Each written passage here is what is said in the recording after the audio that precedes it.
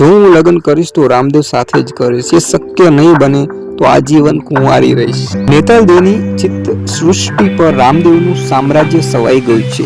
ત્યાં અન્ય કોઈને પ્રવેશ માટેની મનાઈ છે। માતાની મમતા ઝાંખી બની છે। સખીઓનો સથવારો ગમતો નથી, એ ઉદાસ છે, ગમગીન છે અને ખોરાક ઘટી ગયો છે। આના સંકટની વાત એ કોઈને કહી શકતી નથી।